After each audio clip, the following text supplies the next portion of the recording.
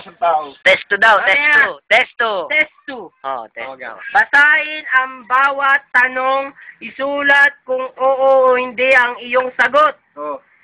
2 puntos ang bawat bilang. Oh. O, number 1. Tama. Ang tao bang may pahat na kaisipan ay isang henyo? Oh. Oo o hindi? Hindi. Ang tamang sagot ay hindi. Bakit? Kasi ang ibig sabihin ng pahat ay hindi ko din alam. Number 2. Oh. Ang tao bang nakalugmok ay malakas? Hindi. Malungkot. Tama ka, Mer. Yan. Ang ibig sabihin ng Lugmok. nakalugmok Ay, pagod. ay isang salitang Latin. Ah, Latin na naman. Na ang ibig sabihin ng nakalugmok ay isang Basahan. Sige, Jobert. Isang nakalugmok. Oh. Nakasimangot. Oh, nakasimangot. Ibig sabihin nun ay walang pera. Jellyfine. Oh, jellyfine daw. Number 4. Oh. Ang tao bang nagdadalamhati ay nakadarama ng matinding kalungkutan? Hindi, kasi nga may patay. Oo, mali ka. Mali ako. Oo, ang sagot. Oo, Dahil ang salitang nagdadalamhati Ay, buntis. ang Ay, ibig God, sabihin tao pala nun yan. ay nagdadalamhati ay ibig sabihin ay masaya. Ah, masaya. Nagdadalamhati. Nagdadalamhati, masaya. Grab ang ulo mo. Ha?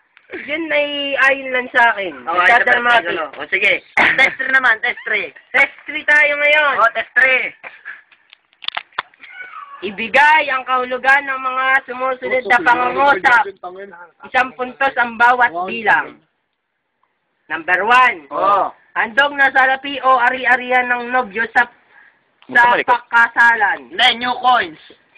Mali. Ano? Ang ibig sabihin ng ari-arian ng Underline. nobyo ay hindi sa iyo. Ah, hindi siya iyo. Sa nobyo nga eh. Diba? Oh. Test Ano tayo? Test 4 na. Oh. Test 4. Paliwanag ang sumusunod na katanungan. Yun. 5 puntos ang bawat bilang. Aba, nakailang ka, kuya?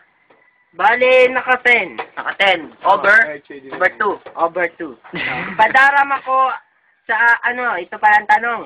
Kung ikaw ang anak, sa paanong paraan mo ipadaram ang iyong pagmamahal kung ayaw tumanggap ng material na bagay ng iyong mga magulang? Abo, parang quality. Ang sagot ko dito, Kaya lang, tanong ako sa'yo. May magulang ka ba?